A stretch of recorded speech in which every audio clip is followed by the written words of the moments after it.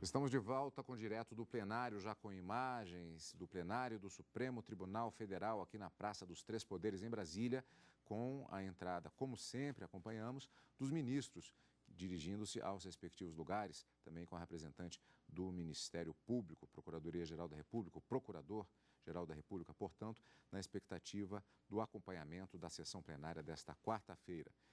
Como sempre, vamos acompanhar ao vivo, direto do plenário.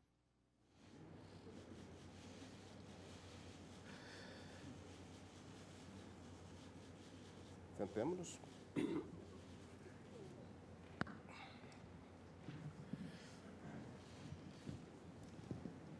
Boa tarde a todos. Declaro aberta a 33ª sessão ordinária deste plenário do Supremo Tribunal Federal. Passo a palavra ao senhor secretário, Luiz Tomimatsu, para que proceda a leitura da ata da sessão anterior. Ata da 35ª Sessão Extraordinária, realizada em 21 de novembro de 2013, presidente do senhor ministro Joaquim Barbosa, ausente, cadamente, o senhor ministro Dias Toffoli, vice-procuradora-geral da República, doutora Ela Ieco Volkmann de Carvalho. Pregoados os seguintes processos: ação penal e inquérito. Senhores ministros, informo a vossas excelências sobre a presença no plenário dos alunos das seguintes instituições: Faculdade de Projeção, de Itaguatinga, Distrito Federal, Unievangélica, Centro Universitário de Anápolis, Goiás, CEFOR, Centro de Formação, Treinamento e Aperfeiçoamento da Câmara dos Deputados. Sejam todos bem-vindos a essa casa e que eu espero que a sessão lhe seja bastante útil. Luiz Macoré. Presidente, a casa está cheia. E o fenômeno sinaliza que temos em pauta processos de repercussão maior, processos a envolverem valores, não me refiro a valores pecuniários, muito caros para, não digo o governo, mas digo o próprio país. A tradição do tribunal sempre se revelou no sentido de não se ter-se, ao término do ano judiciário, a abordagem de temas mais complexos. Sou testemunha desse fato nos 23 anos de integração ao colegiado. Nós temos pela frente, consideradas as sessões das quartas, apenas mais 3 sessões antes do recesso e das férias coletivas do mês de janeiro. Quando aludi à complexidade da matéria, tive presente não só o aspecto subjetivo, como também o objetivo. Discutiremos questões ligadas à política monetária, questões ligadas a 4 planos que foram elaborados visando combater à época o mal maior que assolava o Brasil, que era a inflação. Teremos que nos debruçar sobre esse predicado tão caro quando se vive em um Estado democrático de direito, que é o predicado revelado pela crença no próprio Estado. Crença pelo meio financeiro, crença também dos cidadãos, e refiro-me aos poupadores. Teremos que questionar a equação que diz respeito aos depósitos nas cadernetas e a utilização dos valores desses depósitos quanto a empréstimos verificados. e haveria até mesmo, nesse contexto, algo ligado ao sistema atuarial. Há um receio muito grande de, com as liminares implementadas nos processos, na DPF e também nos recursos extraordinários, daqueles que, nos processos em que formalizadas essas liminares, quanto à prescrição. Mas, a partir do momento em que se tem a suspensão dos processos na origem por ordem do Supremo, não há que se cogitar do curso de qualquer prazo prescricional. O que propõe o presidente? Proponho que não julguemos esses processos que estão pautados no dia de hoje, mesmo porque o ideal é que não haja uma cisão, não se tenha as sustentações para depois partirmos para a elaboração e para a revelação da compreensão sobre a matéria, e que deixemos já agendado para o início do ano judiciário 2014, com sessões contínuas, o julgamento desses 5 processos, creio que são 5 processos, uma DPF e 4 processos em que temos recurso extraordinário. É a proposta, presidente, que faço. E ressalto, e todos sabem que não fujo do trabalho, estaria, de qualquer forma, habilitado a pronunciar-me a respeito do tema de fundo, depois de ouvir os senhores advogados da tribuna. É a proposta que faço admitindo, porque somos humanos, não somos semideuses, que chegamos ao término do ano judiciário já exauridos, consideradas as nossas forças. E há uma coincidência interessante, é que, geralmente, ao final do ano judiciário, chovem processos com pleito de concessão de medida cauteladora. Estimo que Vossa Excelência submeta ao plenário, ouvindo os relatores, principalmente, essa proposta. Bem, todos sabem que o anúncio do julgamento desses processos foi feito com uma razoável antecedência, não é? Agora, propõe o ministro Marco Aurélio que adiemos para o início do ano que vem. De fato, nos meus cálculos, esse julgamento duraria aí, no mínimo, umas 4 sessões. Mas, de qualquer sorte, já que houve concordância, inclusive concordância reiterada dos relatores na última sexta-feira, eu tive esse cuidado de perguntar aos gabinetes e todos confirmaram, mas não vejo maior problema no eventual adiamento. Consulto os relatores inicialmente. Ministro Gilmar. Eu concordo. Inicialmente, o meu processo já estava liberado e depois sobreveio a liberação do processo do ministro Dias Toffoli. Agora, também a DPF, que, salvo engano, envolve algo em torno de 6 planos econômicos. Algo, portanto, como destacou o ministro. Portanto, é bastante abrangente. A mim me parece que, diante, então, dessas ponderações e tendo a possibilidade de ter até interrupção desse julgamento que será agora iniciado, seria recomendável que fixássemos uma data e podemos, então, começar logo no início de fevereiro. Ministro Toffoli. Também não me oponho, senhor presidente. Ministro Lewandowski. Senhor presidente, eu trabalhei com afinco no estudo desse processo. É um processo extremamente complexo que envolve inúmeros planos econômicos cifras, números, dados, estatísticas, li todas as ponderações das partes envolvidas, dos amici curiae. Eu trago um voto de mais de 100 páginas e eu estou pronto para cumprir o meu papel de relator nessa DPF 165. No entanto, eu me curvo ao que decidir a maioria do plenário. Estão todos de acordo?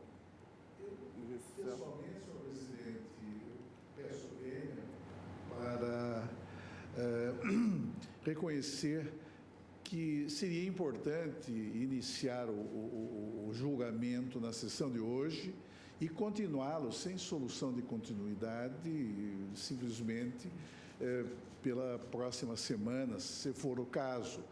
Sei que há um número muito grande de sustentações orais, certamente a sessão de hoje será consumida por todas essas sustentações orais, que o tribunal ouvirá sempre com máxima atenção. Poderíamos prosseguir amanhã e na semana seguinte. A questão realmente é delicadíssima, como salienta o eminente ministro Marco Aurélio, complexa, como destaca o eminente ministro Ricardo Lewandowski, mas o tribunal, sinto, ele já está preparado, seus juízes, quer dizer, que já foram, como Vossa Excelência salientou, cientificados com regular antecedência, com razoável antecedência.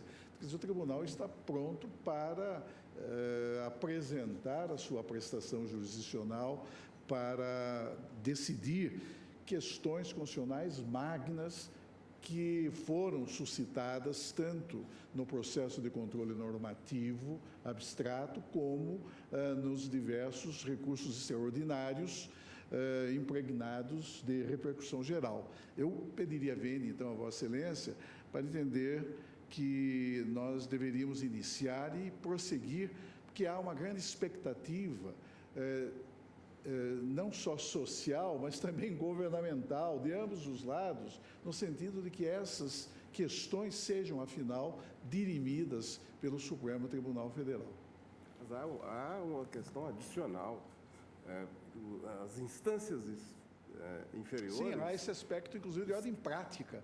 De ordem prática. Há uma expectativa gigantesca nas instâncias inferiores em relação à solução desses problemas inseridos nesses recursos extraordinários, especialmente nos recursos extraordinários, em função da repercussão geral, não é? Porque há milhares e milhares de processos retidos na origem à espera desta solução. A pendência data de 20 anos. Né? E, portanto, agora, por causa de 2 meses, né? Agora, eu indago as férias coletivas, não vai haver um prejuízo maior. Fazermos a cisão. Ou melhor, resolver primeiro os recursos extraordinários. Mas, presidente, senhor presidente, aí complica a situação. A situação complica. A DPF tem preferência. Nós temos jurisprudência nesse sentido, que é mais abrangente. Não resolve o problema dos milhares. Há uma questão prática, presidente, é que a maioria dos processos da origem envolvem em si vários planos. Sim. Os processos que estão sobrestados. Em termos de racionalidade, a cisão das matérias não é profícua, a meu ver. Agora, de qualquer forma, eu não sei se todos os colegas participarão do julgamento, né? Mas penso que dois colegas não participarão. A ministra Carmen também não está, também não participar. Ela não. O ministro Teori ministra Carmen, tem compromisso. O que eu penso, presidente, é que nós já, com uma data fixada, que seria fevereiro, né, deveríamos realmente começar no ano. O mês de fevereiro. E com sessões contínuas. Seria temerário, né? A sugestão que eu faria, e penso que isso, pelo menos do meu ponto de vista pessoal, colaboraria para até o amadurecimento do voto que todos nós vamos proferir. Quem sabe a gente ouve as partes, ouve as sustentações orais, ouve os amicus curiae, e iniciamos a votação, então, no ano que vem.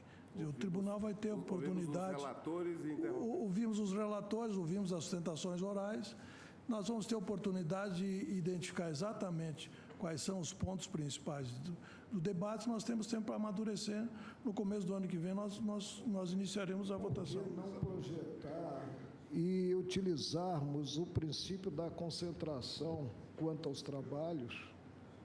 Eu não vejo dificuldade em ouvir, fazer os relatórios, ouvir as sustentações, até para uma reflexão durante o período do recesso de todos. E não termos em fevereiro presentes as sustentações. Em março, abril, para decidir em maio e junho, 2 meses depois. Mas lá o processo decisório é diferente. Mas não há nada que impeça. Mas eu acho que a expectativa das partes, por intermédio dos seus advogados, é a de que o julgamento suceda às sustentações orais de modo imediato. Eu acho que essa solução de continuidade, quer dizer, projetando para apenas o início do ano judiciário seguinte, isso gera uma ruptura que não é conveniente. Quer dizer, a concentração, quer dizer, o princípio da concentração dos atos processuais reclama que, iniciado hoje, se dê prosseguimento. E a mim me parece também que deve ser reconhecida a precedência ao julgamento da arguição de descumprimento, precisamente por causa do efeito vinculante de que se acha revestido o julgamento que nós iremos proferir lá. E esse efeito vinculante é que faz toda a diferença em relação aos demais processos. E, Vossa Excelência me permite, há um precedente, que até cito no meu voto, é a DCT 18 do Distrito Federal, em medida cautelar. Decidiu-se, e que era relator eminente e saudoso, ministro Menezes Direito, que o controle direto de constitucionalidade precede o controle difuso, não obstando, inclusive, o ajuizamento da ação direta no curso do julgamento do recurso extraordinário. E aí, no corpo da ementa, diz o seguinte: o controle direto de constitucionalidade precede o controle difuso, reafirmando essa tese, seja qual for o momento em que ela é ajuizada. E, nesse caso, ela é mais abrangente, realmente. E se nós iniciássemos pela DPF, nós daríamos ensejo a que os amici curiae se manifestassem também. E, assim, a Corte ficaria melhor informada e teria, portanto, a possibilidade de sopesar os distintos pontos de vista se formos julgar imediatamente. Mas isso ainda será... Não é por outra razão que eu pautei, em primeiro lugar, a DPF. Pois não. Não é? É claro que Vossa Excelência, como presidente do tribunal, tem o poder de direção da sessão. Mas o ministro Marco Aurélio fez uma proposta e acho que seria interessante então, ouvir aqueles que não estão ou impedidos ou não se declararam suspeitos para participar desses julgamentos. E observando que teremos um interregno mínimo de 40 dias. Claro. Ministro Teori. Eu não aceito a minha proposta, eu acompanho o ministro Marco Aurélio. Ministra Rosa.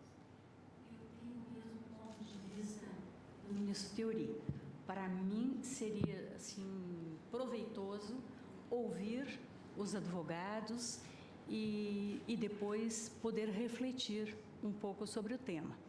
Né? Os aportes que têm sido trazidos, os inúmeros memoriais e volumosos, às vezes não permitem uma visão do conjunto. Me parece que ouvir a todos, para mim, facilitaria. Mas eles já estão aqui, né? Estão todos aqui, até em homenagem, se deslocaram, prepararam. Temos os memoriais, podemos levar nas férias os memoriais. Mas, de qualquer sorte, em não sendo aceita essa proposta, eu acompanho o ministro Marco Aurélio. Ministro Dias Toffoli.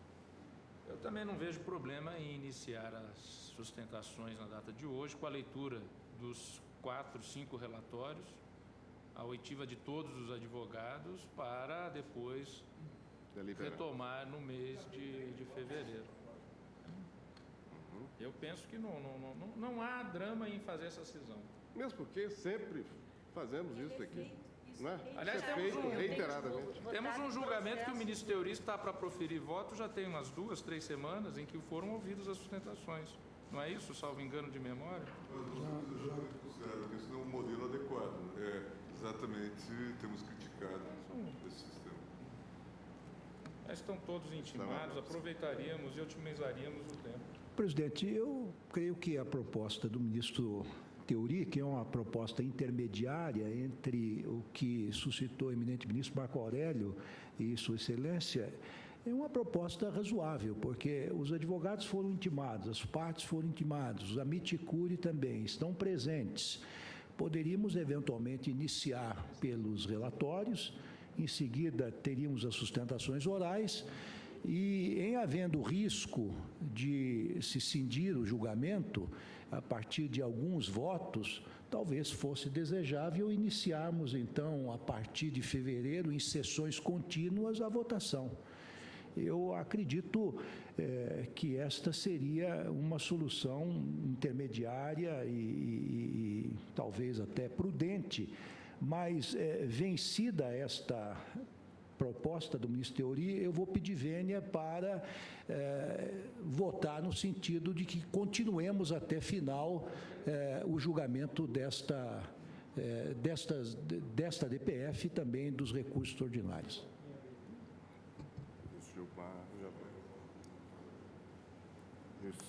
Senhor presidente, eu peço vênia para insistir na conveniência do tribunal não só iniciar o julgamento na sessão de hoje, precedendo o exame da DPF em relação aos demais recursos extraordinários, mas também prosseguir sem solução de continuidade, ainda que nós tenhamos que fazer isso pela próxima semana.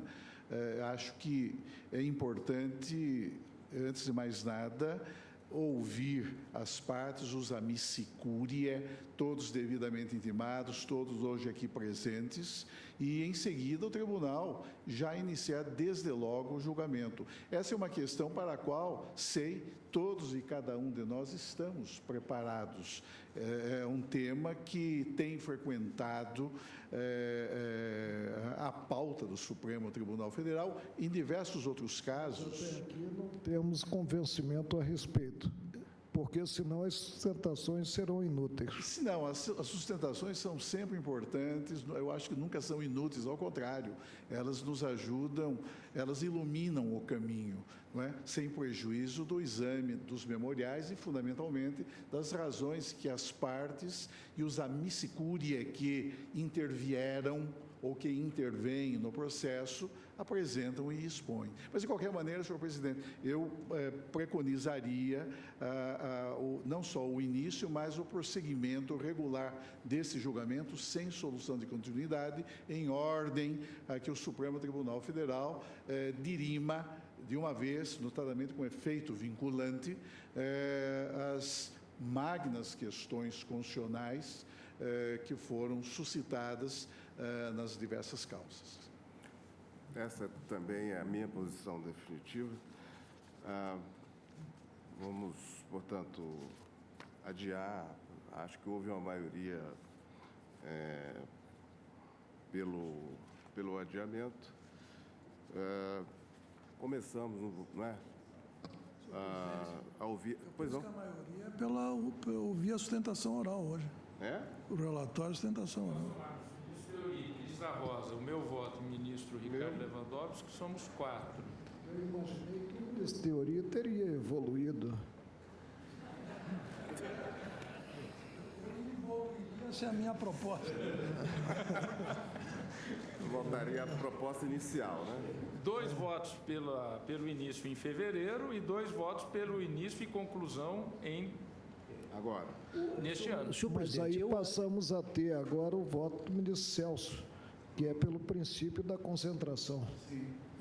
Eu só não adiro inteiramente, desde já, a proposta do ministro Celso, porque, pelos meus cálculos, nós fatalmente interromperemos antes de concluir o julgamento. E eu acho que isso não é salutar inclusive tendo em vista eventuais sinalizações errôneas que se podem dar para o sistema financeiro e os demais atores sociais envolvidos. Esse é o meu temor. Quer dizer, então, eu estou aderindo à proposta do ministro Teori Zavascki para que nós façamos, desde logo, as sustentações orais, interrompamos, dado o risco de não podermos eventualmente concluir o julgamento, e em seguida, na primeira sessão de fevereiro, nós continuemos o julgamento para os votos de mérito relativamente às várias ações, porque assim não teremos soluções de continuidade e... Eu tenho a impressão que são 40 dias e o ministro... Estamos cansados de fazer esse tipo de decisão aqui. Vão estar colocados sem deliberarmos, aliás. A sequência natural dos acontecimentos. Tá. Então vamos começar, não é? Eu acho que então, senhor presidente, ficou vencedora a proposta do ministro Teori Zavascki, é isso? A proposta de iniciarmos relatórios, sustentações orais. Sustentações interrompe-se o julgamento, retoma o ano que vem, em data que Vossa Excelência, com antecedência, irá anunciar. Como sempre. Então, vamos... Sem risco de gerar-se uma instabilidade maior quanto ao mercado. Não há, porque nós vamos apenas ouvir as partes, os relatórios evidentemente das decisões das cortes. Então, chama o julgamento. A vida e o mercado é mais forte do que qualquer julgamento. Chama para julgamento em conjunto a arguição de descumprimento do preceito fundamental número 165, relator ministro Ricardo Lewandowski, requerente Confederação Nacional do Sistema Financeiro, CONSIF,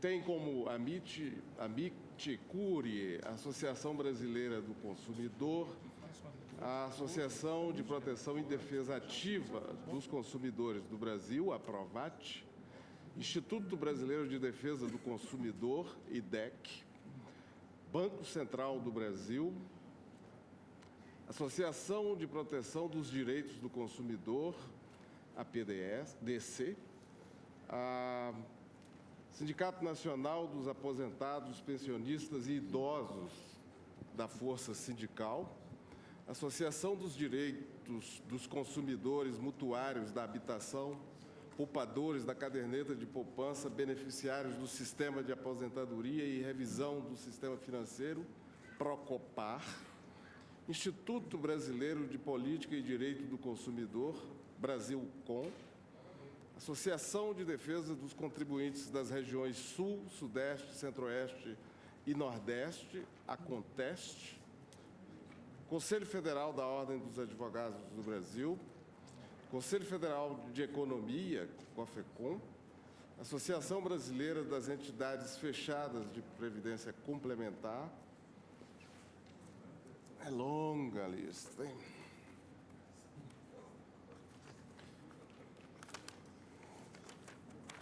Esses compõem a DPF.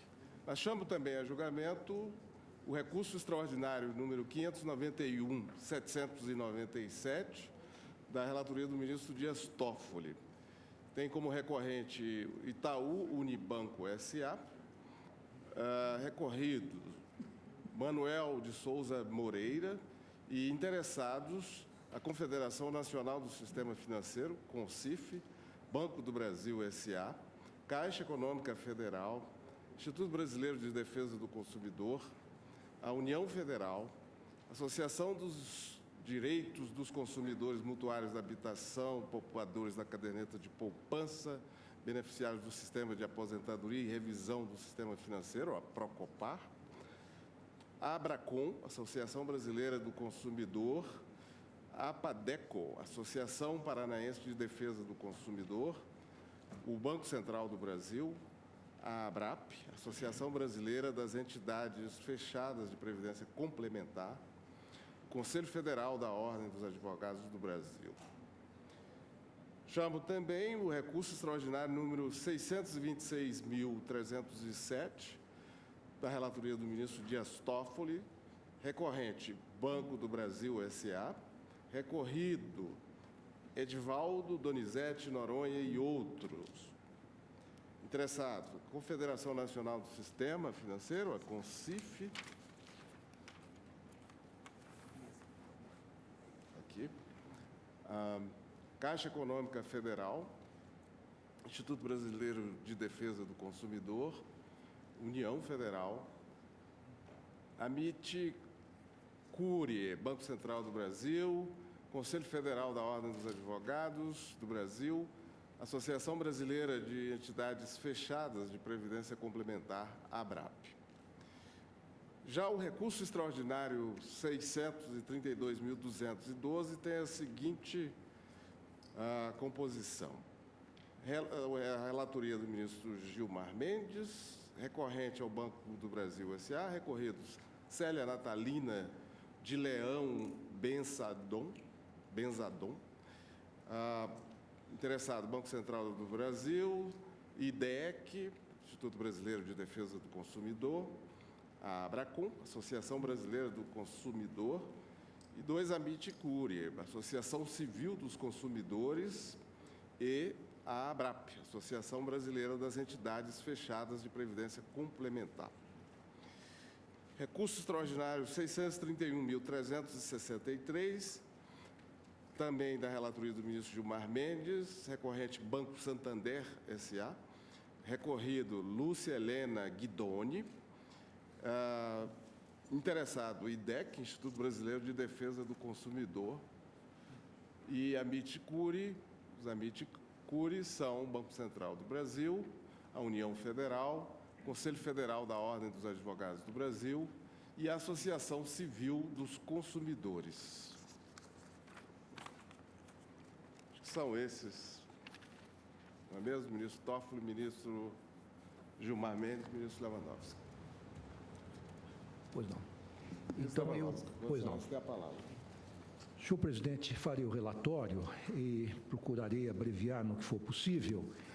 Eu inicio dizendo que se trata de uma arguição de descumprimento de preceito fundamental proposta pela Confederação Nacional do Sistema Financeiro, CONSIF, subscrita pelos eminentes advogados Arnoldo Valdo e Sérgio Bermudes, com o objetivo de reparar alegadas lesões a preceitos fundamentais consubstanciadas nas, entre aspas, decisões que consideram os dispositivos dos planos monetários ou econômicos como tendo violado a garantia constitucional que assegura a proteção ao direito adquirido e ao ato jurídico perfeito.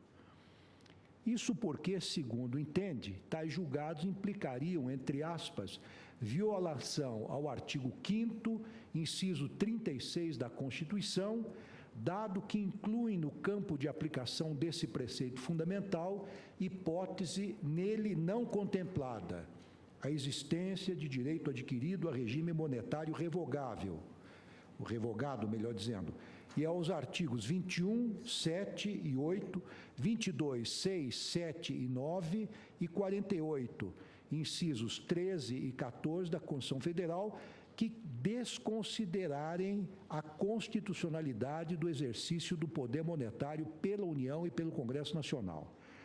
O objetivo do arguente, em síntese, consiste em solver suposta controvérsia constitucional acerca da interpretação conferida aos efeitos decorrentes dos adventos dos planos econômicos editados por diversos governos que exerceram o poder desde 1986, abrangendo os denominados planos Cruzado, Bresser, Verão, bem como os planos Collor I e II, sobretudo os reflexos incidentes na remuneração dos depósitos efetuados em caderneta de poupança.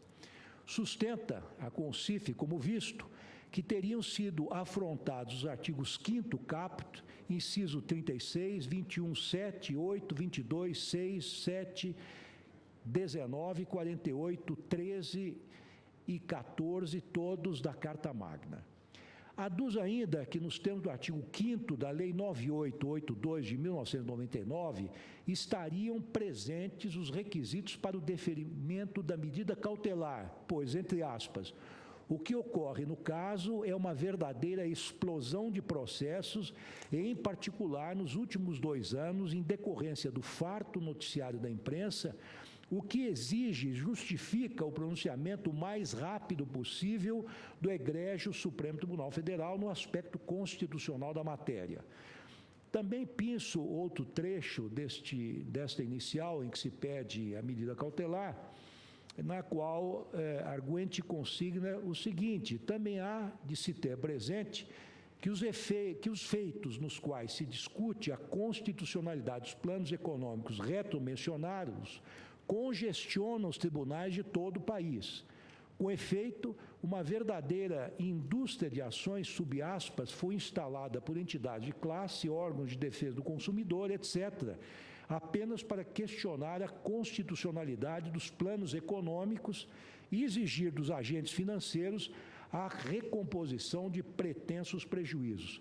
Além do efeito multiplicador, tem-se aí os vultosos prejuízos decorrentes de múltiplas ações judiciais que interpretam os planos econômicos das formas mais variadas e exageradas, causando grave risco de efeito sistêmico capaz de atingir a rigidez do sistema financeiro e do próprio Tesouro Nacional.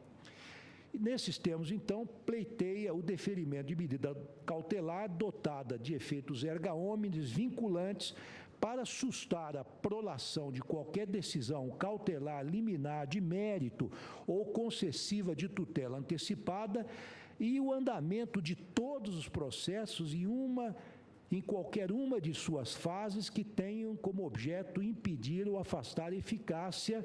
Aí cita uma série de dispositivos e atos normativos que estabeleceram e colocaram em prática estes planos econômicos. Pretende também, em segundo lugar, que se suspenda, nos termos do artigo 3º, artigo 5º da Lei 9882, 99, todo e qualquer, sob aspas, andamento de processo de qualquer natureza e ainda com eficácia ex tunc, todos os efeitos, entre sub aspas, de quaisquer decisões cautelares, liminares, de mérito ou concessivas de tutela antecipada, inclusive em fase de execução provisória ou definitiva, suspendendo os levantamentos dos depósitos efetuados que tenham afastado a aplicação daqueles artigos ou que tenha considerado inaplicáveis os mesmos por qualquer motivo.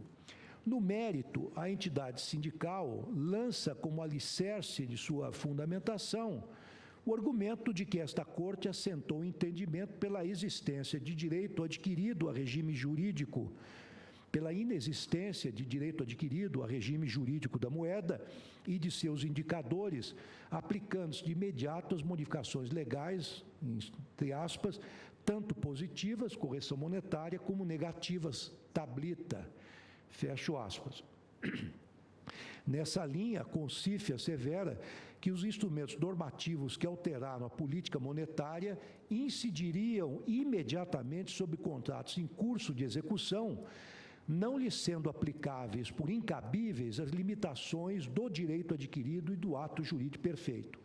Afirma ainda que, muito embora existam decisões proferidas por esse tribunal, no caso da tablita, dos planos Bresser e Cruzado e do plano Collor 1 e Collor 2, que confirmam a tese defendida nessa ação, há numerosas decisões do Superior Tribunal de Justiça e dos tribunais locais que se manifestam em sentido contrário, entre aspas, ensejando até recursos extraordinários que não foram conhecidos, quais aguardam julgamento.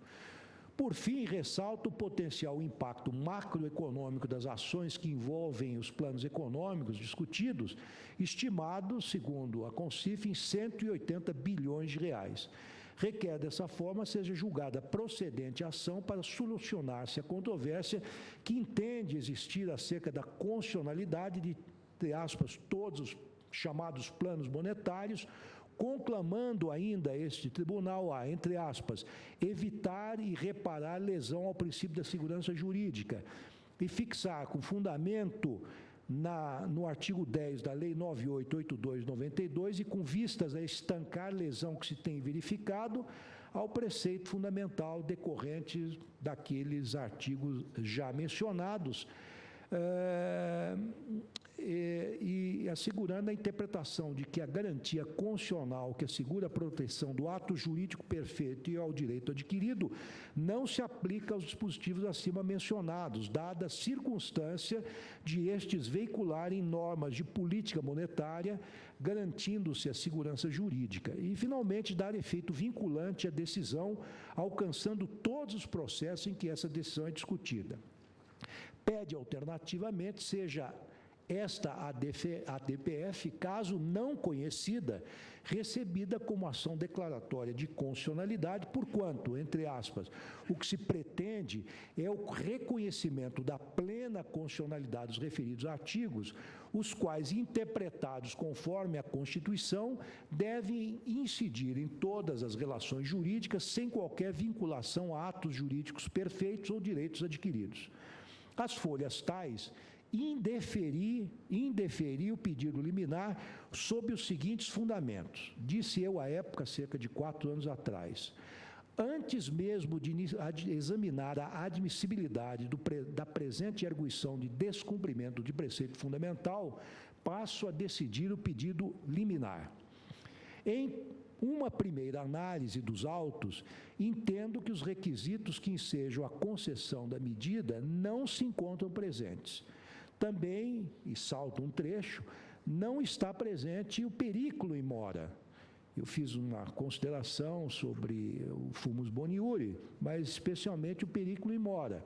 Embora arguente afirme existir o risco de efeito multiplicador de decisões judiciais contrárias aos bancos, não logrou demonstrar os reais prejuízos e danos irreparáveis a que estariam submetidas as instituições financeiras em todo o país.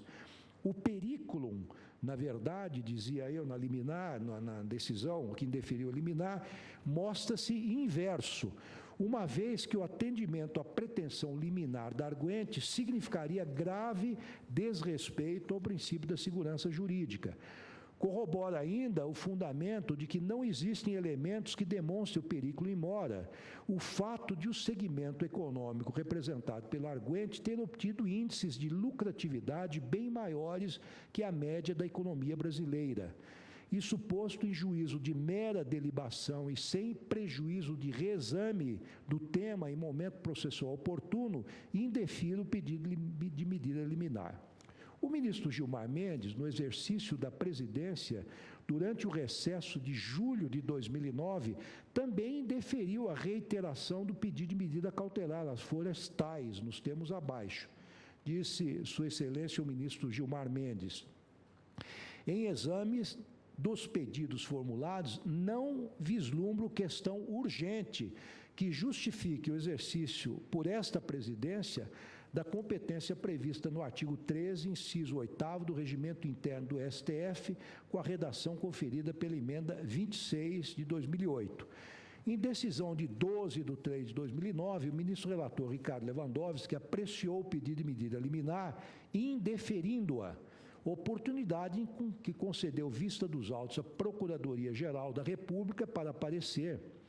E, na ocasião, o ministro relator entendeu como inexistentes os requisitos para a concessão da medida liminar e fundamentou a necessidade de manutenção do entendimento jurisprudencial atualmente aplicado pelos tribunais em razões de segurança jurídica. Nas palavras do relator, entre subaspas, é conveniente evitar que o câmbio abrupto de rumos acarrete prejuízos aos jurisdicionados que pautaram suas ações pelo entendimento jurisprudencial até agora dominante. São as palavras do ministro Gilmar Mendes, reproduzindo trecho da minha decisão. Inferiu o relator a possibilidade de reexame do tema, o que poderá ser realizado em momento processual oportuno, como consta de sua própria decisão. Ressalte-se ainda que o relator reservou para momento posterior a decisão a respeito da própria admissibilidade da ação. Os pedidos de reexame do pleito de medida liminar, portanto, poderão ser devidamente apreciados pelo plenário da Corte em momento oportuno. Ademais, é preciso ressaltar que a petição de folhas tais do Banco Central do Brasil apenas remete aos elementos apresentados com a petição de ingresso da autarquia no feito, cujo teor já era de conhecimento do relator. Assim sendo, determina o retorno dos autos à Procuradoria-Geral da República. Em 16 de 4 de 2010, a Procuradoria-Geral da República manifestou-se pelo não conhecimento desta DPF e, caso conhecida, pela improcedência do pleito, em parecer que recebeu a seguinte ementa do parecer da PGR: arguição de descumprimento de preceito fundamental, interpretação de decisões judiciais, que decisões judiciais conferiram aos dispositivos das legislações que trataram dos planos Collor, Cruzado, Bresser, Verão, Collor 1 e Collor 2. Alegação de ofensa aos artigos 5º caput e inciso 36, 21, 7 e 8, 22, 6, 7 e 19 e 48, 13 e 14 da Constituição Federal. Preliminares: legitimidade da arguente limitada à discussão relativa à constitucionalidade da atualização monetária das cadernetas de poupança em face dos planos econômicos. Descaracterização, no caso, da fundamentalidade dos preceitos constitucionais invocados. Ausência de controvérsia constitucional atual. Impossibilidade de se atingir sentenças transitadas em julgado. Mérito: está assentado no âmbito do STF que, em subaspas, as normas infraconstitucionais que modificaram os rendimentos da caderneta de poupança não podem atingir contratos de adesão firmados entre o poupador e o estabelecimento bancário durante a fluência do prazo estipulado para a correção monetária mensal. A arguente segue uma linha de argumentação que busca escapar deste quadro. Assim é que trata dos planos econômicos em sua globalidade, quando não tem legitimidade para tanto, e faz uso de outra jurisprudência de que não há direito adquirido a padrão monetário. Ocorre que não foi a alteração da moeda que provocou o impacto econômico das instituições financeiras, mote da presente ação. A questão real aqui, diz a PGR, é a correção monetária das cadernetas de poupança, parecer pelo não conhecimento da ação ou sucessivamente pela sua improcedência. E resignada com o indeferimento da medida acauteladora, o arguente, a CONCIF, interpôs agravo regimental do qual pediu desistência em 22 de 6 de 2011, após o início da sessão de julgamento plenário dessa Corte. Dessa forma, o recurso apresentado não foi conhecido em virtude do referido pedido de desistência. Eu deferi o pleito de ingresso na presente relação processual na qualidade de amicus curiae às várias entidades cujo nome já foi declinado pelo eminente presidente da Corte quando apregoou o julgamento, e esse é o relatório do necessário, senhor presidente. Ministro Dias Toffoli. Senhor presidente, faço o relatório do RE 591.797. O Banco Itaú interpõe recurso extraordinário com fundamento no 102.3A da Carta, em face de acordo proferido pelo Colégio Recursal da 32ª Circunscrição Judiciária de Bauru, com o seguinte teor: por votação unânime, deram parcial provimento ao recurso, nos termos do voto do juiz relator em separado, para excluir da condenação a diferença relativa à caderneta de poupança número 10.744-8, mantida, quanto ao mais, a sentença de primeiro grau, condenando o recorrente no pagamento das custas processuais e honorários advocatícios fixados em 10% sobre o valor da condenação. O recorrente insurge-se pela via do apelo extremo, sustentando ofensa ao 5º 36. Afirma inexistir direito adquirido a condições previstas em cláusulas de contrato de poupança, pois tal ajuste estaria vinculado a um regime público de observância obrigatória ao poupador e à instituição financeira. Alega que a instituição bancária é parte totalmente ilegítima para figurar no polo passivo das ações de expurgos inflacionários, quando os aniversários das contas poupanças se realizam na segunda quinzena do mês.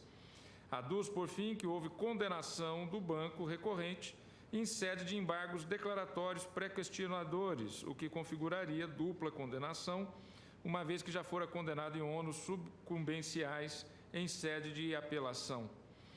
A parte recorrida manifestou-se em contrarrazões, alegando não ter havido o pré-questionamento da matéria. Quanto ao mérito, defende que, uma vez iniciada a caderneta de poupança, norma posterior que altere o índice de correção incidente sobre a modalidade de investimento não pode ter efeito retroativo para alcançá-la. O plenário, em sessão realizada por meio eletrônico, reconheceu a repercussão geral da matéria, delimitando que a controvérsia se limitaria à correção monetária de depósitos em cadernetas de poupança relativa ao plano econômico denominado Collor I e abrangeria tão somente os valores não bloqueados pelo Banco Central do Brasil. O acórdão foi emendado nos seguintes termos. Então, este caso, ele trata do plano Collor I, dos valores não bloqueados. Direito constitucional, princípios do direito adquirido e ato jurídico perfeito. Poupança, expurgos inflacionários, plano econômico Collor I, valores não bloqueados, existência de repercussão geral. O parecer do Ministério Público foi pelo não provimento do recurso. Foram admitidos como amici curiae todas essas entidades que já foram apregoadas por Vossa Excelência.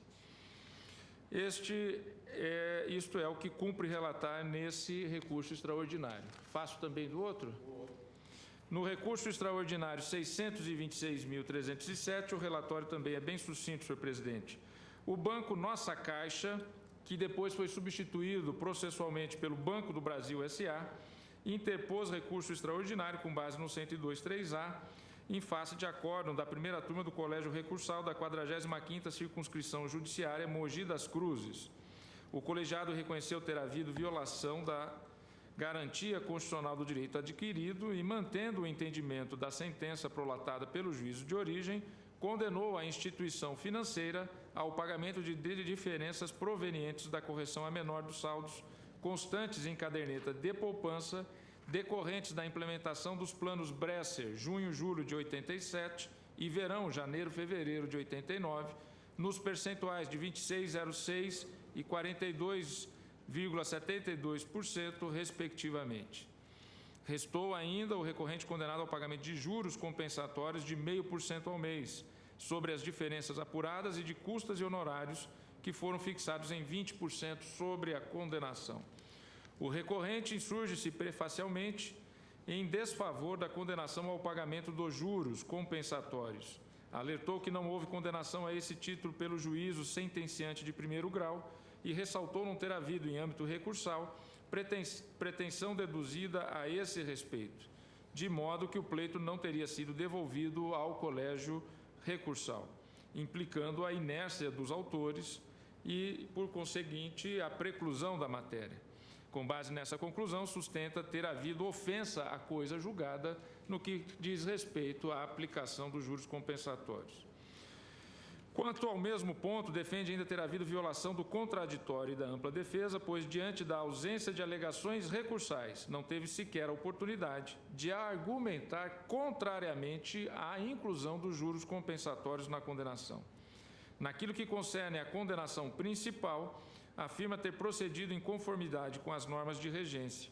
Aduz que os índices de correção aplicados não proviriam de estipulação contratual, e sim decorreriam exclusivamente da aplicação de normas de ordem pública.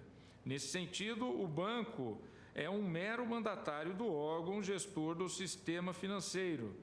Sustenta, ademais, que o cenário previsto pela legislação anterior teria gerado mera expectativa de direitos aos poupadores.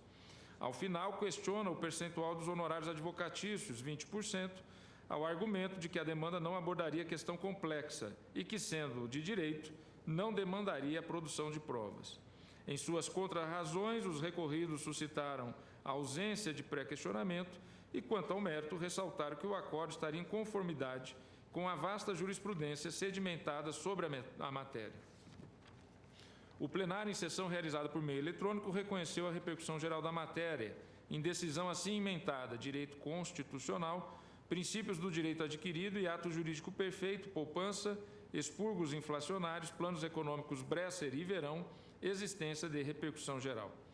Acolhendo o pedido feito pelo recorrente, o qual constou com manifestação favorável da Procuradoria-Geral da República, em 26 de agosto de 2010, suspendi todos os processos que tenham por objeto da lide a discussão sobre os expurgos inflacionários advindos em tese dos planos econômicos Bresser e Verão, em curso em todo o país, em grau de recurso, independentemente de juízo ou tribunal, até o julgamento final da controvérsia pelo STF. Não é obstada a propositura de novas ações, nem a tramitação das que se encontrem em fase instrutória. E também assentei naquela oportunidade que não se aplica esta decisão aos processos em fase de execução definitiva, bem como as transações efetuadas ou que vierem a ser realizadas. O parecer ministerial foi pelo conhecimento de apenas parte do recurso e, quanto a esta parte, pelo seu não provimento. Eis a ementa: recurso extraordinário, diferenças de rendimentos de aplicação financeira, caderneta de poupança, planos Bresser e Verão, reconhecimento da repercussão geral da matéria e aplicação à espécie das razões adotadas na ADPF 165, respeito aos princípios do direito adquirido, do ato jurídico perfeito e da irretroatividade das leis. Não incidência dos índices de reajuste legais aos contratos de depósito com cláusulas estabelecidas já em vigor quando de sua fixação, precedentes dessa Corte.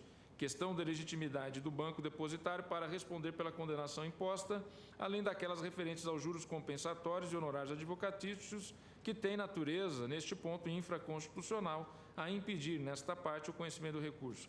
Parecer pelo conhecimento parcial do recurso e, na parte conhecida, pelo seu desprovimento. E, senhor presidente, foram admitidos os amici curiae, que já foram apregoados por Vossa Excelência, é o que cumpre relatar. Ministro Gilmar Mendes. Presidente, o relatório se aplica ao recurso extraordinário 632-212, você já citou, e 631-363. No primeiro caso, o Banco Nossa Caixa interpôs o agravo do instrumento 754-745 contra o despacho denegatório de recurso extraordinário. No apelo extremo, o recorrente se insurge contra a decisão do primeiro colégio recursal do Sistema de Juizados Especiais Cíveis e Criminais do Estado de São Paulo, que negou o provimento ao recurso nominado, confirmando a sentença de primeiro grau que condenou o banco recorrente ao pagamento da diferença de rendimentos de aplicação financeira oriunda de conta de caderneta de poupança. A recorrente sustenta que apenas cumpriu as determinações legais, razão por que deve incidir o princípio da legalidade e que o índice aplicado é suficiente e legítimo para remunerar a caderneta de poupança. Consta do requerimento final da petição do recurso extraordinário. Do exposto, confiante pede, ora recorrente, pela admissibilidade do apelo extremo, presentes os requisitos necessários de seu provimento com a reforma do venerando acordo recorrido no que tange ao plano Collor 2. Não obstante, verifiquei que a petição de recurso extraordinário também se insurge contra a condenação no pagamento de valores relacionados ao plano Collor 1. A recorrente preliminarmente sustenta sua ilegitimidade para figurar no polo passivo da demanda e, no mérito, alega que cumpriu fielmente as determinações legais. A questão em debate, portanto, diz respeito à correta aplicação pelas instituições financeiras de índices oficiais na correção monetária de contas poupança, em virtude dos impactos causados pelo plano Collor 1 em relação aos valores que permaneceram à disposição das instituições financeiras e também pelo plano Collor 2 nos contratos de poupança. Ocorre que há processos paradigmas nesta Corte, nos quais já foi reconhecida a repercussão geral da questão relativa aos valores não bloqueados do plano Collor 1 e também de outras discussões relacionadas aos diversos planos econômicos adotados no período entre 1986 e 1991, na tentativa de realinhar preços e coordenar expectativas inflacionárias. No recurso extraordinário 623-307 da relatoria do ministro Dias Toffoli, discute-se o direito à diferença de correção monetária de depósitos em caderneta de poupança por alegados expurgos inflacionários decorrentes dos planos Bresser e Verão. No recurso extraordinário 591-797, da relatoria também do ministro Dias Toffoli, debate-se direito semelhante, entretanto, no contexto do plano Collor 1 em relação aos valores não bloqueados. Por fim, no recurso extraordinário 631-363 de minha relatoria, a controvérsia resume-se ao questionamento do direito à correção monetária dos valores bloqueados pelo Banco Central do Brasil por determinação do plano Collor 1. Assim, em 25 de 6 de 2010, submeti o presente caso à análise da repercussão geral por meio do plenário virtual, unicamente com a finalidade de atribuir os efeitos de repercussão geral à controvérsia relacionada ao Plano Collor II, uma vez que esse tema ainda não havia sido submetido a tal sistemática. A votação finalizou-se em 13 de 8 de 2010 e esta Corte concluiu pela existência da repercussão geral. Em 23 de 8 de 2010, o Banco do Brasil protocolou petição na qual requereu a suspensão de todos os processos em tramitação que versam sobre o mesmo tema deste processo paradigma. Essa decisão, publicada no dia 16 de 9 de 2000, em decisão publicada no dia 16 de 9 de 2010, deferi parcialmente o pedido para determinar a suspensão de qualquer julgamento de mérito nos processos que se refira à correção monetária de cadernetas de poupança em decorrência do Plano Collor II, excluindo-se desta determinação as ações em sede de execução. Em decisão publicada em 16 de 9 de 2010, dei provimento ao agravo de instrumento e determinei sua conversão em recurso extraordinário eletrônico. O processo foi reautuado com recurso extraordinário 632-212 e a mim distribuído por prevenção. Em 18 de 10 de 2010, deferi o ingresso na qualidade de amici curiae do Instituto Brasileiro de Defesa do Consumidor, IDEC, da Associação Brasileira do Consumidor, Abracom, e do Banco Central do Brasil, nos termos do artigo 323, parágrafo 2º do Regimento Interno do STF. O IDEC manifestou-se por meio de petições, nas quais apresenta argumentos favoráveis aos poupadores. Determinei a oitiva da Advocacia Geral da União e da Procuradoria-Geral da República em regime de urgência, no prazo concorrente de 15 dias, tendo em vista a proximidade do fim do prazo fixado, para efeito da decisão prazo fixado na decisão de efeitos suspensivos. A Advocacia Geral manifestou-se pelo provimento do recurso extraordinário com base nos seguintes argumentos. Era um elemento íncito indispensável à lógica heterodoxa dos planos econômicos que a poupança se desvinculasse dos índices de correção anteriormente previstos para que fosse rompida a inflação inercial. Como leis de ordem pública, as normas instituidoras de planos tiveram incidência imediata, descabendo a alegação de direito adquirido aos efeitos futuros de relação contratual. Eventual aplicação aos depósitos de poupança após a implantação do novo plano econômico de índice de correção preternitamente previsto seria responsável por distorção na relação contratual, pois não refletiria a inflação efetiva pós-plano, mas uma projeção das expectativas inflacionárias concernentes ao período pré-plano. Os planos de estabilização econômica não acarretaram prejuízo ao ato jurídico perfeito, pois mantiveram e realizaram a causa concreta dos contratos de depósito em poupança. Eventual concessão dos alegados expurgos desequilibrará a relação contratual, levando ao enriquecimento injustificado do poupador, que receberá remuneração muito acima da inflação real. A incidência imediata das regras de ordem pública dos planos Collor 1 e 2 não resultou em ofensa a ato jurídico perfeito. O parecer da Procuradoria-Geral da República, por outro lado, foi pelo conhecimento apenas parcial do recurso e na parte conhecida pelo seu desprovimento. Sustenta-se que a questão da ilegitimidade da instituição financeira para figurar no polo passivo da demanda é matéria infraconstitucional. No mérito, invocaram-se os fundamentos do parecer emitido na ADPF 165, da relatoria do ministro Lewandowski, cuja ementa dispõe no que interessa. Está assentado no âmbito do STF que as normas infraconstitucionais que modificam os rendimentos da caderneta de poupança não podem atingir contratos de adesão firmados entre poupador e estabelecimento bancário durante a afluência do prazo estipulado para a correção monetária. A arguente segue uma linha de argumentação que busca escapar desse quadro. Assim, é que trata dos planos econômicos em sua totalidade, quando não tem legitimidade para tanto, e faz uso de outra jurisprudência de que não há direito adquirido a padrão monetário. Ocorre que não foi a alteração da moeda que provocou o impacto econômico nas instituições financeiras, mote da presente ação. A questão real aqui é a correção monetária das cadernetas de poupança. Presidente, esse é o relatório. Bem, passemos às sustentações orais, né? Pela requerente CONCIF, Confederação Nacional do Sistema Financeiro, falará o doutor Arnaldo Valdo. Excelência, tem a palavra. Excelentíssimo senhor presidente, excelentíssimos senhores ministros, excelentíssimo senhor procurador-geral, após os relatórios que acabamos de ouvir, cabe focalizar 4 questões básicas, que são as seguintes.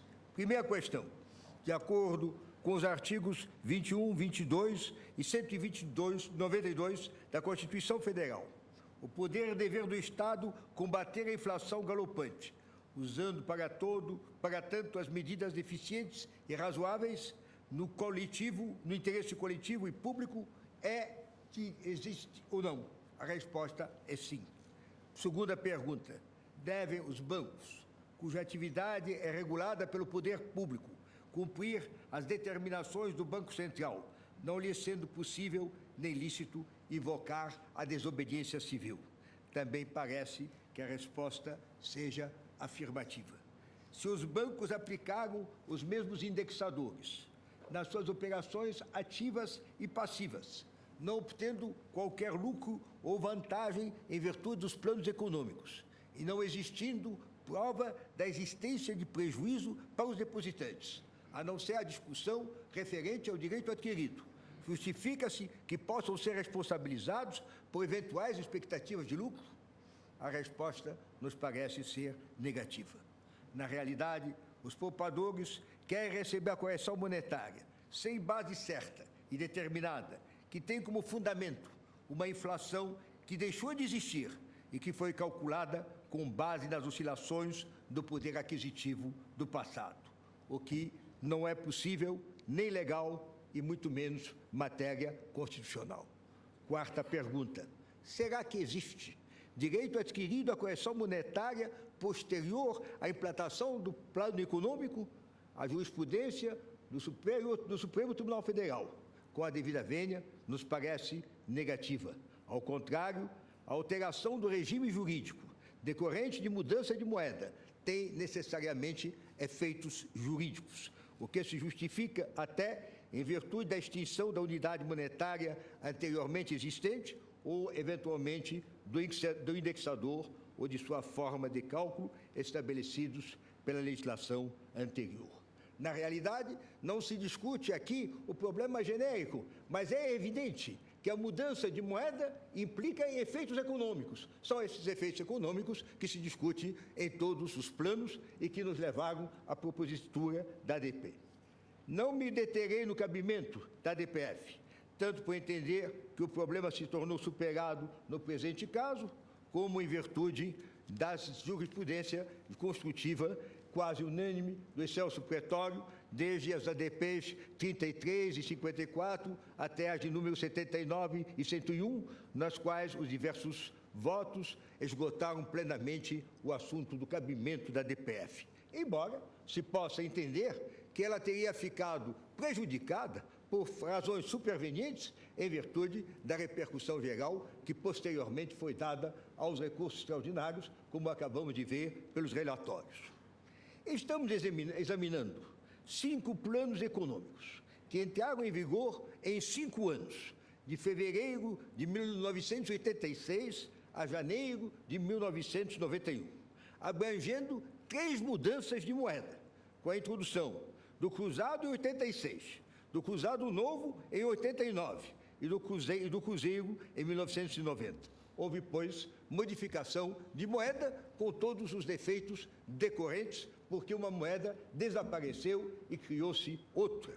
Durante este período, a inflação atingiu cerca de 40% ao mês e alcançou no ano mais de 1.000% na média, chegando a 2.000% em determinados atos. Os planos constituíram uma série de ensaios sucessivos para eliminar a inflação, que corroía o tecido da sociedade brasileira e ameaçava as nossas instituições. Para tanto, o governo utilizou o conhecimento dos economistas, a sua experiência e o conhecimento dos juristas que colaboraram nestes planos para que eles pudessem atender às determinações legais. Como já se disse, a inflação é diabólica, pois ela destrói as realidades e mantém as aparências. É contra essa inflação que se lutou contra os planos econômicos durante todo esse período. E o único meio de combatê-la, quando chega às dimensões que ela teve em nosso país, é o choque monetário, ou seja, o estancamento de uma verdadeira hemorragia sofrida pela moeda antiga, para instaurar um novo regime jurídico sem permitir que a inflação passada possa contaminar o presente e o futuro. Isso foi feito numa época em que havia necessidade de uma reação imediata e em que nem sempre se pôde atender a todos os rituais jurídicos, mas havia um pragmatismo em que cabia ao Estado salvar a sua moeda para salvar o estado da economia e da sociedade. Surge assim, nesses casos todos, uma nova moeda que pode exercer a sua função básica, permitir a troca, permitir o investimento, ser a ponte entre o passado, o presente e o futuro, mantendo o poder aquisitivo geral da população, que é meta do Estado. É uma obrigação estatal a qual ele não pode se subtrair. Essa fórmula de modificação, de choque monetário, é a única conhecida no mundo quando há uma inflação galopante. E foi utilizada em todos os países, mediante conversão da moeda, com ou sem mudança do seu nome, ou ainda com a alteração do indexador ou do lastro monetário. Foi o que aconteceu nos Estados Unidos, quando se abandonou a cláusula ouro, e a matéria foi discutida na Suprema Corte Americana, que, por maioria, reconheceu a legitimidade dessa transformação. Foi o que aconteceu na Alemanha, quando o antigo marco se transformou no Deutschmark, na França, quando o franco antigo se transformou no franco novo. Na realidade, em todos os países, houve essa transformação. Nós já tivemos no Brasil, na realidade, quando abandonamos a cláusula ouro, proibimos a cláusula moeda estrangeira. E, na realidade, nenhuma dessas modificações sofreu impugnação constitucional. Nenhuma delas, em nenhum desses países, foi julgada inconstitucional. Houve no Brasil, durante um certo tempo, uma espécie de cisão entre a moeda de pagamento, a moeda usada para pagar e a moeda de conta, a moeda para avaliar o quantum devido. E então foram utilizados diversos instrumentos de indexação, OTN, salário mínimo, moeda estrangeira, UPC e tantos outros. Ensejou-se o que se chamou na época a bigamia ou até a poligamia monetária de tantas moedas que nós tínhamos. E era preciso restabelecer a unidade monetária para que o país voltasse à normalidade econômica. Ter uma moeda única e aí assim os planos gerais e razoáveis, como foram, nas circunstâncias em que foram elaborados, procuraram impedir essa contaminação da moeda nova pela moeda antiga, aplicando a cada uma delas um regime próprio, que não pode se confundir. Não é possível aplicar a moeda velha, o regime da moeda nova. Isto no interesse público, no interesse social, que é função da política monetária do governo e do Banco Central. Temos assim, tanto assim, que na realidade, nos 10 primeiros anos após a implantação, não houve grandes discussões judiciárias. As ações judiciais surgiram em grande número quando se discutiu depois o bloqueio, mas não é matéria que nós estamos discutindo atualmente e que já foi, aliás, objeto de apreciação pelo Supremo Tribunal Federal em outros tempos. Diante dessa modificação da moeda, aplicaram-se a tablita, a mudança de indexador, medidas de conversão da moeda, de transição para manter a comutatividade dos contratos.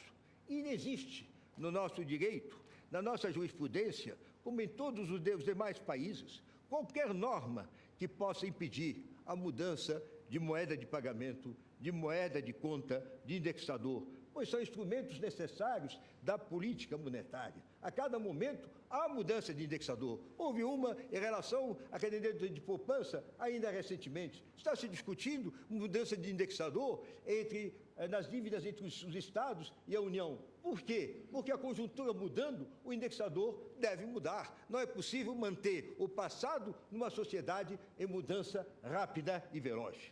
Não há, assim, como indenizar o depositante em virtude dos efeitos da política monetária.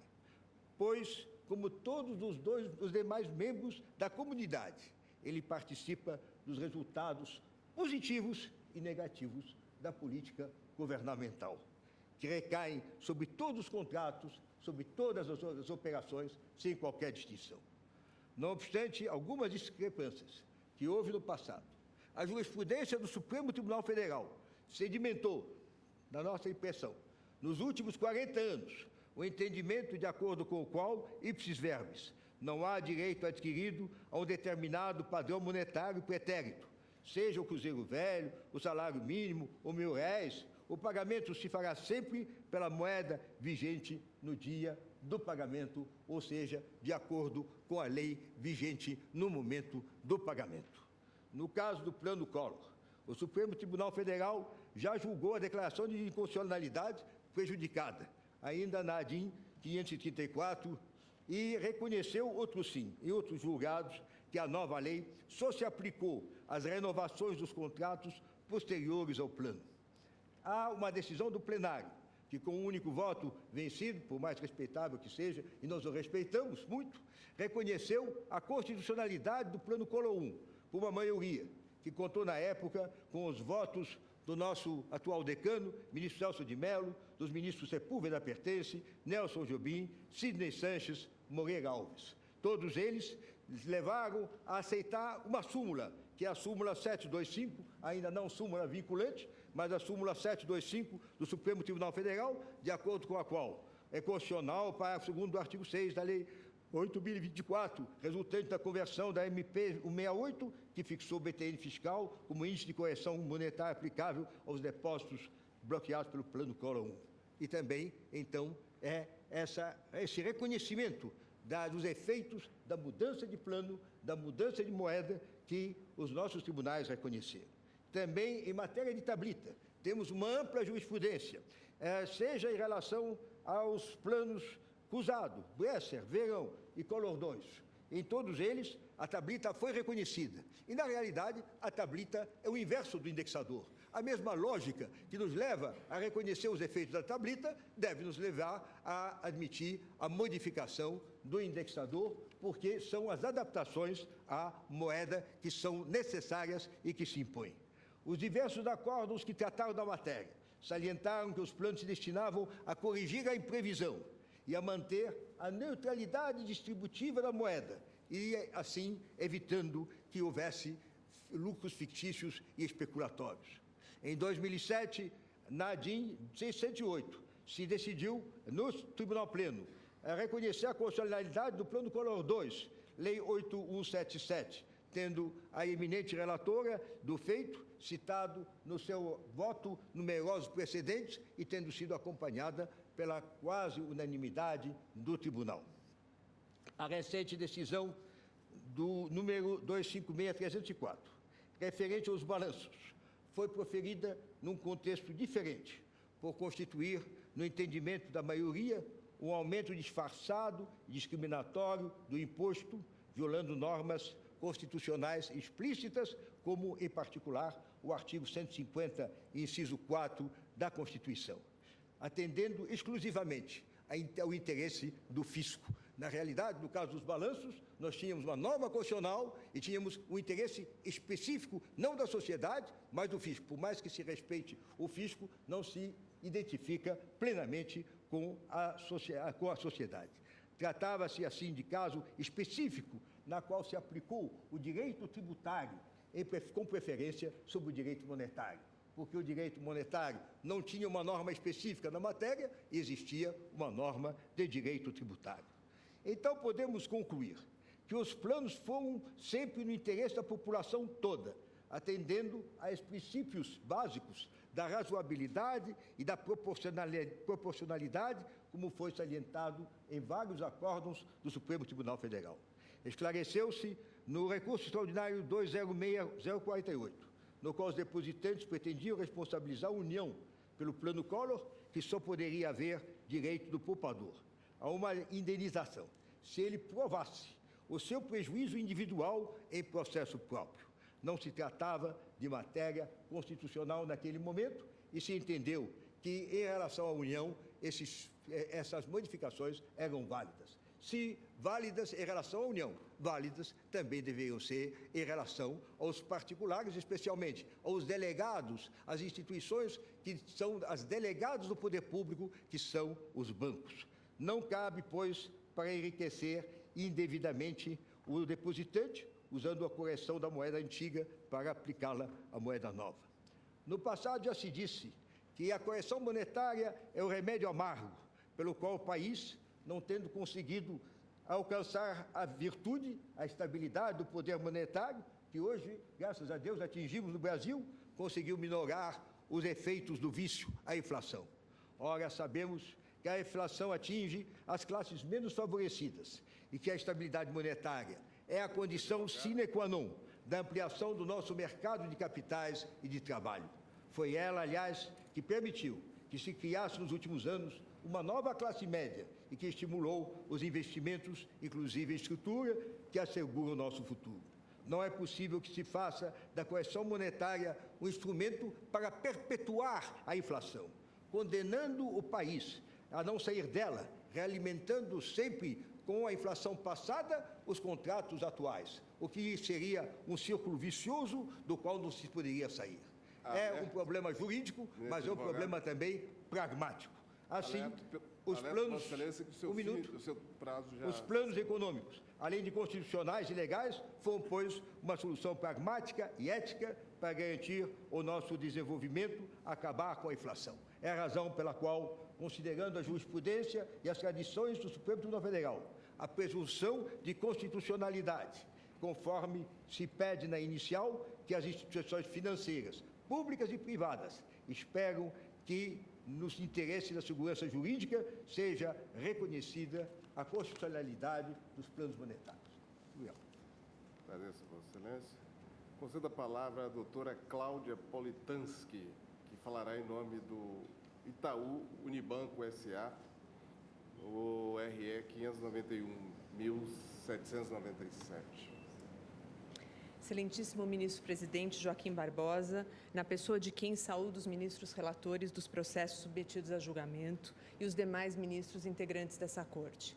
Excelentíssimo representante do Ministério Público Federal, senhores advogados, senhores servidores, senhoras e senhores. Nos meus mais de 20 anos de carreira, esta é a primeira vez que ocupo a tribuna. E desde já, peço desculpas pela falta de rigor de protocolo e de linguagem.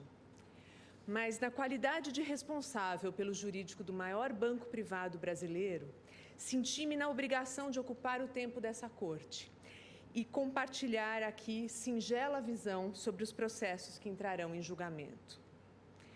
Não pretendo aqui expor conceitos jurídicos, até porque desses conceitos Vossas Excelências são senhores. Não pretendo aqui explorar questões sobre o impacto macroeconômico da decisão, que já foi calculado e demonstrado por economistas e especialistas nos documentos juntados. Tampouco pretendo demonstrar a ausência de ganho pelos bancos, dado o direcionamento obrigatório dos recursos de poupança. Esses fatos também estão demonstrados nos processos e estudos existentes. Menos ainda, pretendo aprofundar o fato de que o tema é idêntico ao das tablitas, julgado constitucional exaustivamente por Vossas Excelências. Minha intervenção tem um escopo diferente. Pretendo aqui abordar 2 pontos. Um, relacionado à substituição de índices, e outro, relacionado à confusão legislativa do Plano Collor I. Começando pelo primeiro ponto. Dizem os autores que os seus contratos lhes davam direito de proteção contra perdas inflacionárias. E, nesse sentido, o direito de ter aplicado o índice vigente no início do período. O primeiro ponto é verdadeiro e justo. É, aliás, a causa concreta do contrato de poupança. O segundo, de pretender a aplicação do índice vigente no início do período, não. Pois não apenas contraria o primeiro, como pode causar enriquecimento sem causa. Eu explico. Há, senhores ministros, alguma confusão de conceitos que deve ser esclarecida e eliminada. E me permito, com o máximo respeito a essa corte, tentar desfazer esse nó conceitual. É que, ao defender a sua posição contra o intervencionismo estatal, confundem-se os autores o conteúdo do seu direito. Confundem o direito de proteção contra a inflação com o direito a um índice. não se dão conta, principalmente, de que o índice que pleiteiam, vigente anteriormente aos planos, o IPC antigo, foi modificado. E esse é um ponto de suma importância, e por isso eu peço licença para destacá-lo. Tomemos, por exemplo, o Plano Verão. O artigo 9º da Lei 7.730, no seu inciso 1º, ele mudou a forma de cálculo do IPC para o mês de janeiro. O inciso 2º desse mesmo artigo mudou a forma de cálculo para o mês de fevereiro.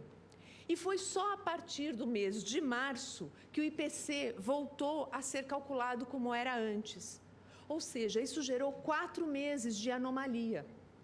Excelências, o IPC de janeiro e de fevereiro, apesar dele ter sido chamado de IPC, ele foi outra coisa, completamente diferente do IPC que antes existia.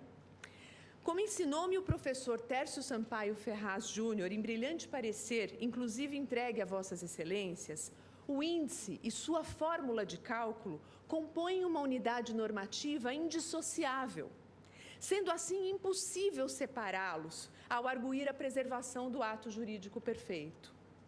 Ora, como é possível realizar-se a premissa do raciocínio dos autores se estamos a tratar efetivamente de índices diferentes?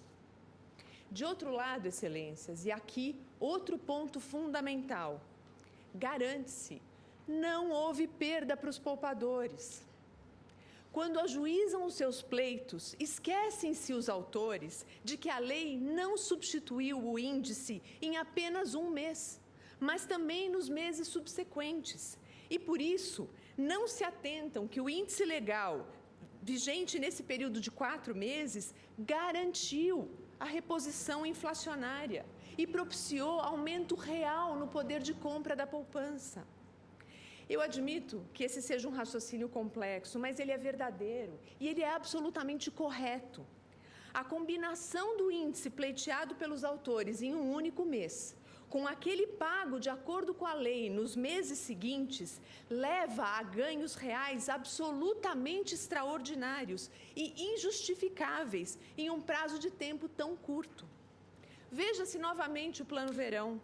O IPC novo foi de 70,2% no mês de janeiro, anomalamente alto, caindo para 3,6% em fevereiro, anomalmente baixo. E note-se que nesse mês de fevereiro, o que foi pago de acordo com a lei foi 18,4%, 6 vezes mais do que o IPC novo. Índices designados para cenários diferentes não devem ser combinados, sob o risco de causar desequilíbrio da relação contratual e ônus descabido para a instituição financeira. Quem me ensinou isso foi o professor Gustavo Tepedino, em parecer também disponibilizado a Vossas Excelências.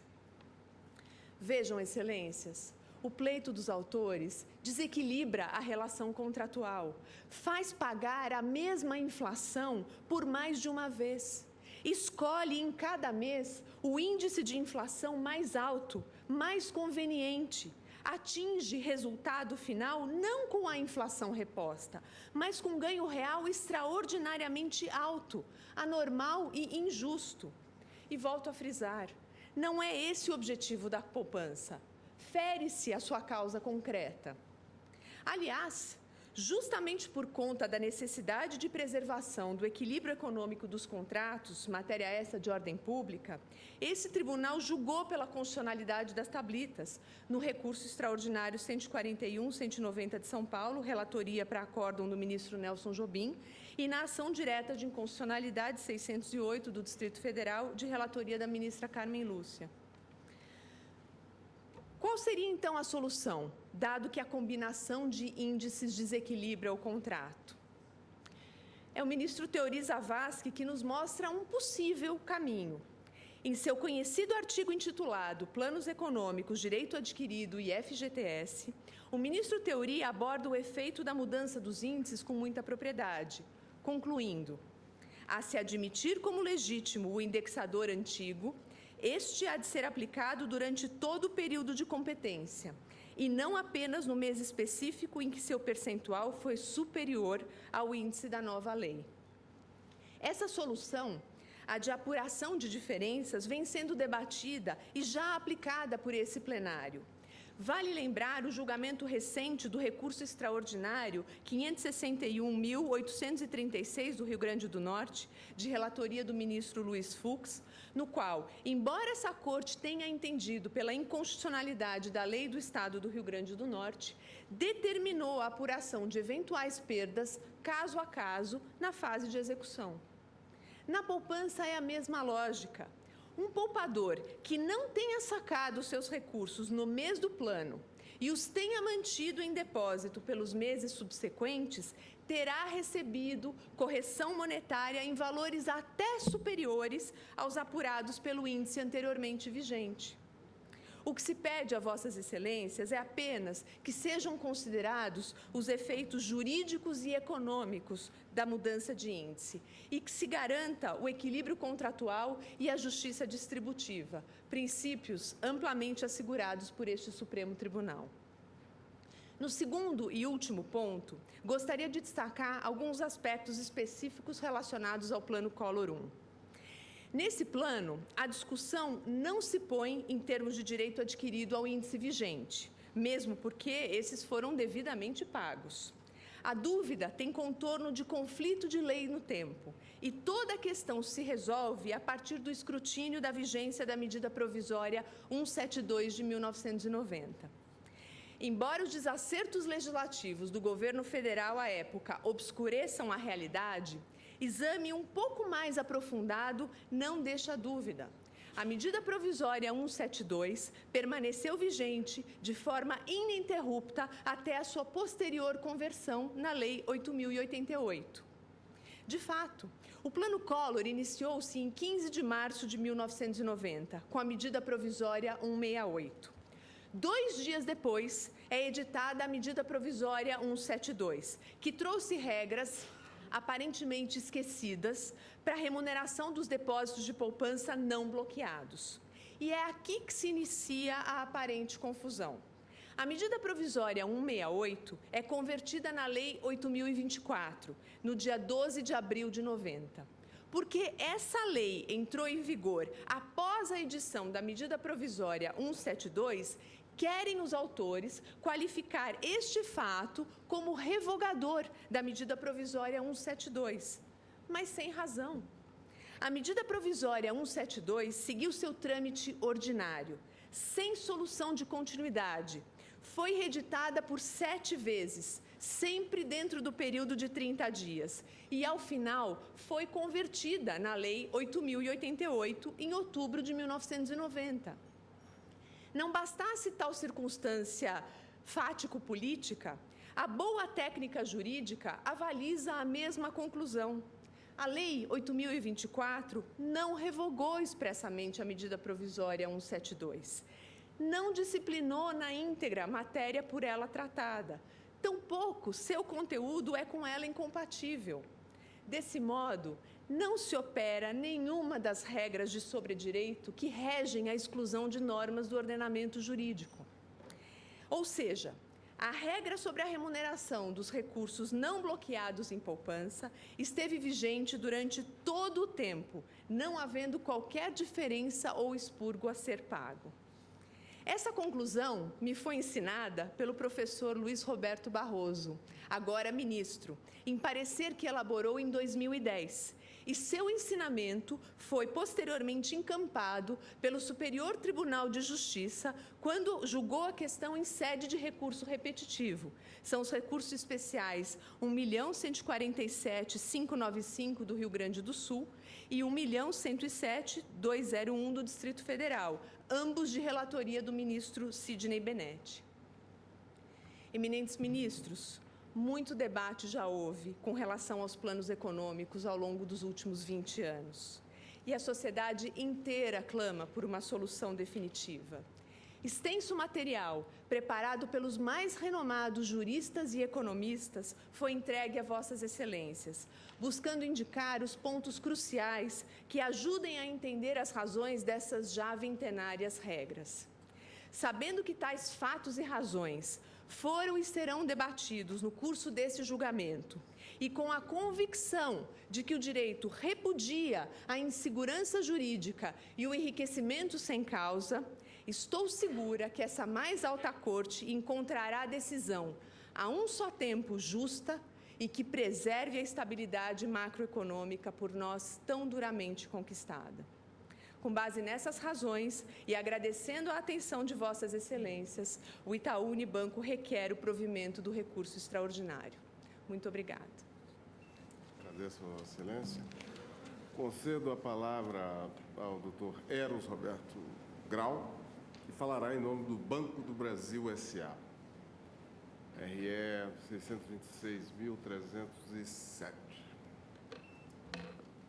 Excelentíssimo senhor presidente desta Corte, excelentíssimos senhores ministros, excelentíssimo senhor Procurador-Geral da República. Esta é a primeira vez que esse tribunal examina na sua totalidade um tema que envolve nitidamente a caracterização dos bancos como emanações do Estado. Emanações do Estado. Se me permitirem o uso da comparação, em verdade, os bancos atuam na implementação dos planos como verdadeiros agentes públicos terceirizados. E, na verdade, como já decidiu o tribunal, os planos consubstanciam uma mudança do padrão monetário. Isso foi o que decidiu o Supremo Tribunal Federal no RE 141/190. Por outro lado, enfrentamos o tema da moeda. E, seguramente, as noções de segurança e certeza jurídicas estão estreitamente atreladas ao tema da moeda. É por isso que a moeda é definida pelo Estado. E não apenas a moeda, mas todos os instrumentos que a completam, de modo tal que as regras definidoras dos índices oficiais de atualização monetária exigem rigoroso atendimento, sem o que não há a menor possibilidade de se prover segurança jurídica no padrão monetário, o que, de certa forma, comprometeria a própria razão de ser do Estado. Isso, por um lado, excelentíssimos senhores ministros. Por outro, parece extremamente importante insistir em que os preceitos normativos atinentes à moeda se compõem no quadro da chamada ordem pública. São disposições de ordem pública aquelas que respeitam a moeda. E nós todos aprendemos, e estamos fartos de saber, que, diferentemente das outras disposições normativas, as disposições de ordem pública alcançam não apenas facta futura, mas também facta pendentia. Esta é uma das marcas características das chamadas disposições de ordem pública. Eu diria, em terceiro lugar, atrelando o que vou expressar a esta afirmação atinente às normas de ordem pública, que no caso de que cogitamos das chamadas poupanças, nós estamos diante de situações jurídicas gerais, impessoais, inteiramente distintas das situações jurídicas individuais. Estamos diante de situações jurídicas gerais e impessoais, e poderíamos chamá-las de objetivas, estatutárias, legais ou regulamentares, não importa qual o nome. O que importa é que, nesses casos, o conteúdo destas situações é necessariamente o mesmo sempre para todos quantos os indivíduos delas sejam titulares. E o que caracteriza essas situações? O que caracteriza essas situações é exatamente a alterabilidade, ainda que a palavra não seja muito simpática, mas consta do dicionário, a alterabilidade imediata dessas situações gerais.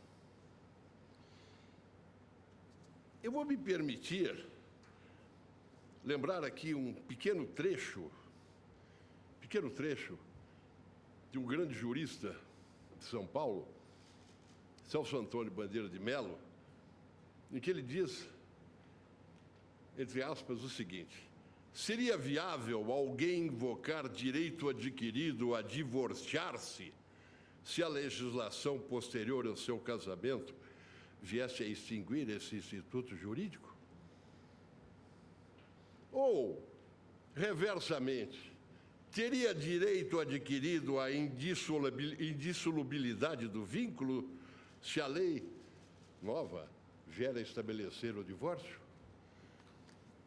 A questão é extremamente simples.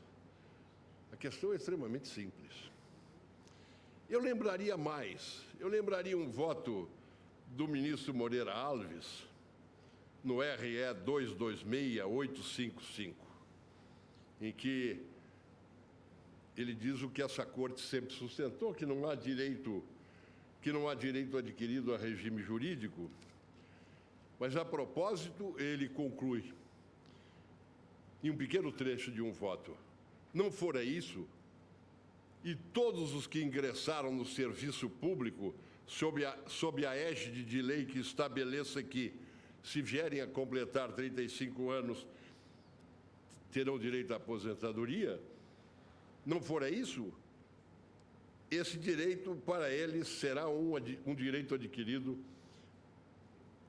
sob condição de completarem esses 35 anos de serviço público. E conclui o ministro Moreira Alves: o que jamais alguém sustentou. E, se me fosse permitido, eu complementaria dizendo: o que jamais alguém poderia vir a sustentar. Em um texto de doutrina, diz um autor, e parece que isso cabe como uma luva ao caso de que cogitamos, diz ele: os princípios do direito adquirido e do ato jurídico perfeito não obstam a que se proceda a uma alteração do Estatuto Legal da Moeda, ainda que essa modificação implique profunda desvalorização nominal do padrão monetário anteriormente em vigor. Quanto ao ato jurídico perfeito, eu diria a Vossas Excelências, com a devida vênia, que é preciso compreendermos que os planos consubstanciam uma mudança do padrão monetário no país. É uma mudança de moeda. Ainda que a moeda mantenha o mesmo nome, e já disse um grande jurista escandinavo, Oliver Crona, que a moeda não é senão um nome, ainda que ela mude de nome, o padrão monetário se altera em função dos planos, isto é como se fosse uma nova moeda. Isso também foi afirmado por essa Corte, no recurso extraordinário 141/190. De modo, senhores ministros, que se pode e se deva afirmar que a aplicação dos índices oficiais de atualização monetária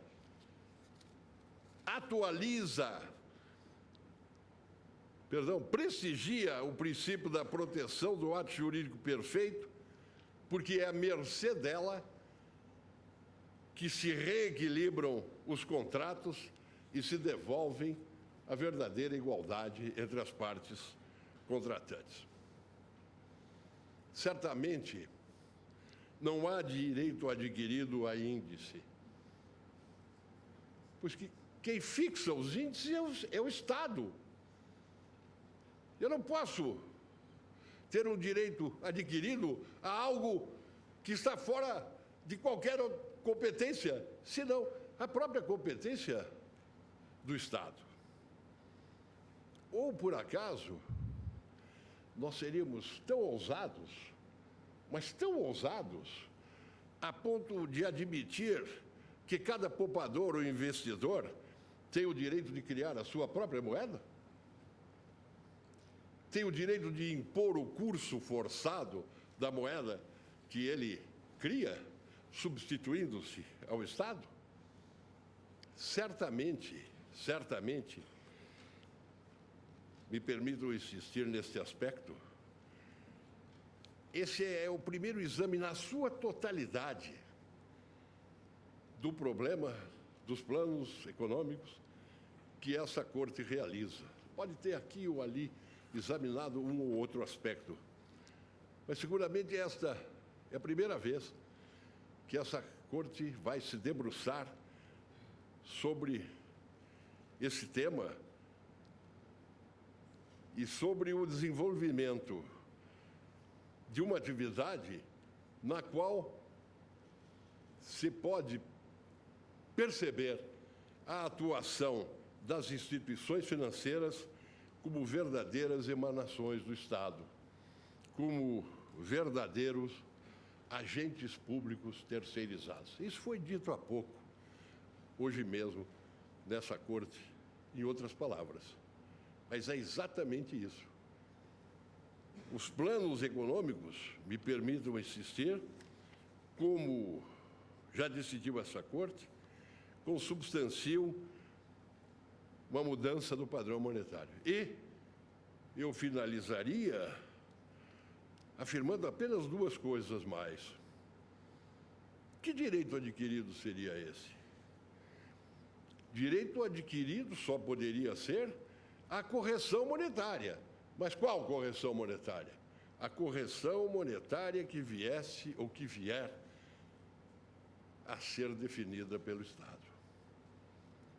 E mais, é necessário lembrar que todos esses contratos, dos quais agora tratamos, todos esses contratos, atos jurídicos perfeitos, mencionaram simplesmente o direito do contratante à correção monetária. Ponto. Qual correção monetária? Só podia ser a correção monetária fixada pelo Estado. O que se espera, o que o recorrente espera,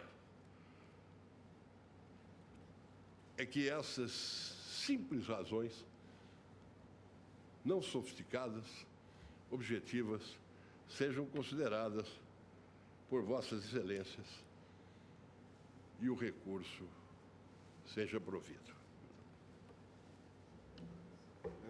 Suspendo a sessão por 30 minutos.